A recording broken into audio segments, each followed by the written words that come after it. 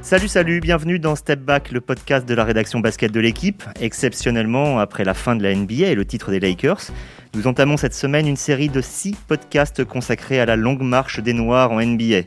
6 épisodes qui correspondent aux 6 articles que vous avez pu lire cette semaine dans le quotidien L'Équipe ou sur le numérique et que vous pouvez d'ailleurs retrouver sur notre site internet l'équipe.fr.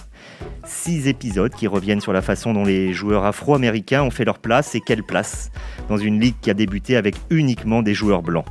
Sur la façon dont ces joueurs se sont servis de leur popularité pour porter leur combat vers plus d'égalité, de Karim Abdul-Jabbar à LeBron James.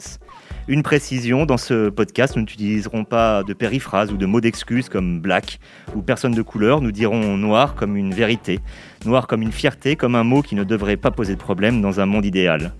Aujourd'hui, les 3 joueurs dont nous allons parler avec Maxime Mallet, notre correspondant à New York, ne sont pas les plus connus. Ils n'en sont pas moins importants, ce sont les pionniers, ceux qui ont ouvert la voie début du game. Bonjour Max. Salut. Ils s'appellent donc Chuck Cooper, Nathaniel Clifton et Earl Lloyd. Ils ont été respectivement le premier noir drafté par la NBA, le premier noir à signer un contrat en NBA et le premier noir à y jouer. Déjà, est-ce que tu peux nous resituer le contexte ? Quand est-ce que ça se passe ? Et que sont alors les États-Unis ? On est en 1950. Au niveau sportif, la barrière de la couleur est tombée en baseball 3 ans plus tôt. En 1947 avec Jackie Robinson qui est devenu une icône. Et là, on a ce trio qui débarque dans une Amérique. L'Amérique de cette époque, je pense, c'est très difficile à imaginer ce que c'est pour la France parce qu'on est encore dans quelque chose où la ségrégation est omniprésente, notamment dans les États du sud du pays. C'est vrai qu'il y a une séparation géographique assez nette dans ce qui se passe et le comportement par rapport aux populations noires et aux minorités en général. Donc voilà, c'est un contexte social qui est extrêmement difficile encore pour eux. On est encore à la veille d'énormément de mouvements autour de la justice sociale et des droits civiques. Donc voilà, c'est ce contexte-là qui voit l'émergence de sportifs noirs dans les ligues professionnelles américaines. Sauf que dans l'immédiate après-guerre, quand est créée la NBA et même la BAA avant, qui était la première ligue, il n'y a que des joueurs blancs. Donc là, on arrive à la fin des années 40, au début des années 50. Quand on est noir à l'époque, qu'on veut jouer au basket et gagner sa vie avec, il y a quoi ? Uniquement les Harlem Globetrotters ? Il y a les Harlem Globetrotters, il y a aussi des ligues, ce qui est appelé des Negro Leagues à l'époque, qui était le terme utilisé à ce moment-là, qui existait en baseball, qui existe aussi en basket. On a notamment Nathaniel Clifton qui est arrivé en NBA un peu plus âgé que les 2 autres. Il avait 27 ans quand il a débuté, qui a joué pour une équipe à Chicago qui évoluait dans une de ces ligues.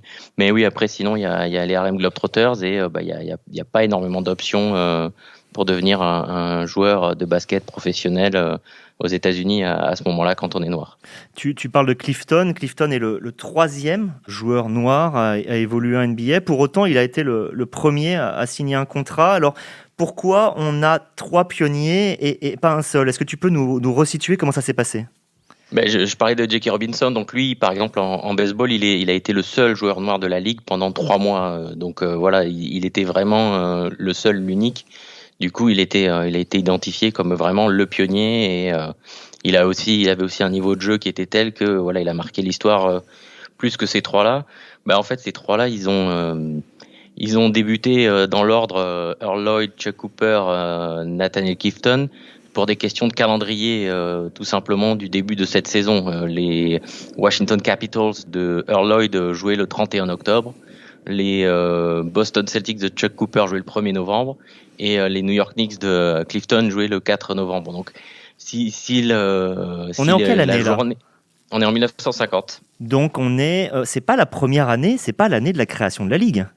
Non, la création de la ligue, elle se fait en 1946. Donc, dès la 2e saison, il y a un joueur d'une minorité ethnique qui est un joueur d'origine japonaise, qui est le premier à briser la barrière de la couleur, mais qui ne fera que 3 matchs. Voilà, et donc après, il faut attendre 1950 pour voir les premiers joueurs noirs arriver dans la ligue. Pourquoi 1950 ? Est-ce qu'il y a un changement législatif à ce moment-là, un changement d'état d'esprit ? Où se situe la différence ? Non, je pense quand on voit des événements aussi forts en termes de changement de société, on a l'impression que tout à coup il y a une rupture, il y a une fracture, il y a quelque chose qui s'est passé. Non, c'est plus des progrès pas à pas. Et j'imagine que l'exemple de Jackie Robinson aussi a montré aux propriétaires qu'on pouvait avoir des joueurs noirs dans l'équipe, qu'on pouvait avoir une équipe qui évolue sans problème au niveau et qui est championne même pour les Brooklyn Dodgers à l'époque. Donc voilà, et je pense que c'est une myriade de petits progrès ici et là qui font que il n'y a pas eu un grand changement qui fait que tout à coup les portes s'ouvrent pour ces joueurs. Mais est-ce que ces petits progrès ont fait des grands bruits, on va dire, ont fait des cris d'orfraie ? Est-ce qu'il y a eu des problèmes ? Est-ce que ça a été conspué, mal vécu ou à l'inverse, salué ? Earl Lloyd, il raconte le premier match, en fait, c'était un non-événement, quoi. Aujourd'hui, quand on regarde ça avec le recul, c'est quelque chose de très important. Mais le match en lui-même et l'entrée en jeu du premier joueur noir de l'histoire de la NBA, c'était un non-événement complet. Il a été brièvement cité dans un journal local de Rochester, donc la ville au nord de l'État de New York où le match s'est passé. C'était face au Washington Capitals, c'est ça ? Ouais, c'est lui jouait au Washington Capitals et ils affrontaient les Rochester Nationals Royals qui sont devenus les Sacramento Kings des années après. Okay. Non, c'était un non-événement complet. Après, il y avait Earl Lloyd dit qu'il y avait pas trop de problèmes, quasiment aucun, même avec les joueurs, les entraîneurs, etc. Chuck Cooper lui s'est battu une fois face à un adversaire des Milwaukee Hawks en 1952 à cause d'une insulte raciale. Après, là où il y a des problèmes, c'est avec les fans qui là, oui, pouvaient être extrêmement agressifs et racistes dans les insultes et les commentaires. Et puis dans la vie quotidienne, tout simplement, voilà, il y a une anecdote racontée par Bob Cousy, notre meneur d'origine française qui a évolué au Boston Celtics au début des années 50, qui a beaucoup fraternisé avec Chuck Cooper et qui raconte qu'un jour ils sont à Raleigh en Caroline du Nord et l'hôtel refuse les personnes noires. Donc Chuck Cooper ne peut pas rester à l'hôtel comme tous ses coéquipiers. Donc Red Auerbach, le coach, a envie de péter un gros scandale. Cooper et Cousy le désamorce et lui disent écoute, t'inquiète pas, dès la fin du match on va les prendre, il y a un train de nuit qui nous ramène à Boston via New York, on va aller prendre ce train et puis voilà, on va éviter les problèmes. Et puis ils sont allés à la gare, ils ont bu quelques bières en attendant le train de nuit, mais ils ont très envie d'aller aux toilettes. Et là, ils vont aux toilettes, Cousy et Cooper, et ils tombent devant des panneaux où il y a white et colored, donc blanc et personne de couleur pour des toilettes séparées. Et donc voilà, c'est ce genre de discrimination auquel ils doivent faire face tous les jours.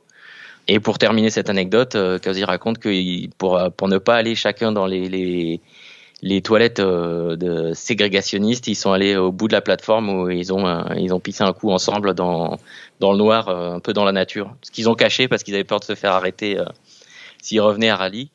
Mais voilà, Earl Lloyd, lui, avait un magazine de jazz pour savoir tous les clubs de jazz qu'il y avait dans les villes où il se déplaçait parce qu'il savait que c'était un endroit où il n'aurait pas de problème, où il serait bien accueilli. Donc voilà, c'est ce genre de problème-là auquel ils ont dû faire face, comme tous les Noirs à cette époque. Comme je me souviens, c'est un athlète, mais même des champions olympiques de 100 mètres ou des gens qui ont fait la Deuxième Guerre mondiale, parce qu'ils étaient noirs, ils étaient discriminés, ils étaient considérés comme des citoyens de seconde zone, malgré tout ce qu'ils avaient accompli sur des théâtres de guerre ou sur des terrains ou des pistes d'athlétisme. Est-ce que des Cooper, des Clifton, des Lloyd, on en trouve par dizaines assez rapidement en NBA ou ça va être plus lent ? Ça se développe forcément. On n'est pas passé tout de suite aux 75% de joueurs noirs qu'on a vu après dans les années 80, 90 et donc depuis. Donc c'est toujours du pas à pas, mais Il y a l'avènement d'un joueur comme Bill Russell qui arrive directement après eux, puisqu'il est drafté en 1956, qui a forcément un impact. Voilà, parce que là, on a un joueur noir qui est en plus engagé en termes de justice sociale, qui l'ouvre, qui est très bon, qui est un gagneur, qui va même être entraîneur, joueur et champion. Voilà. Donc après, c'est forcément des choses qui mettent des coups d'accélérateur à l'histoire un petit peu et qui permettent de convaincre tout le monde que aussi bien des jeunes noirs de se dire qu'ils ont tout à fait leur place en NBA que des patrons d'équipe, des entraîneurs, des managers généraux de se dire qu'on peut gagner avec ce genre de joueurs, parce que c'est vrai qu'il y avait aussi des stéréotypes qui sont parfois dont on parle parfois en NFL par exemple autour des quarterbacks noirs où on dit il court bien, mais quand il faut passer ou réfléchir le jeu, il y a toujours ce petit arrière-goût, cette petite analyse marquée par ces décennies de ségrégation. Et donc à l'époque, il y avait des stéréotypes que les joueurs noirs, ils étaient physiques et puis ils allaient défendre quoi. Ils allaient pas, c'est pas des joueurs qui allaient, même ils avaient toutes les qualités pour ça, on estimait qu'ils n'étaient pas forcément capables d'être des scoreurs par exemple. Et on verra avec Bill Russell, dont tu as parlé dans le 2e épisode, ce que nous racontera Liliane, que là, on passe un cap très très important, puisque Bill Russell, en plus d'avoir été le joueur le plus titré de l'histoire de la NBA, avec 11 titres, en a surtout acquis 2 en tant qu'entraîneur-joueur. Et là, quand on arrive sur le banc, ça fait une vraie différence. Merci Max pour cet éclairage sur ces 3 joueurs qui ont été des pionniers, qui, on ne l'a pas forcément dit, mais ont été aussi des bons joueurs. Alors peut-être pas des joueurs exceptionnels, mais de bons joueurs qui ont fait des vraies carrières. Merci encore Max, on te retrouvera un peu plus tard pour un autre épisode où tu nous parleras de Craig Hodges, l'ancien joueur des Bulls, grand shooter et surtout quelqu'un qui a essayé de faire bouger les choses. Merci et à bientôt Max. Merci.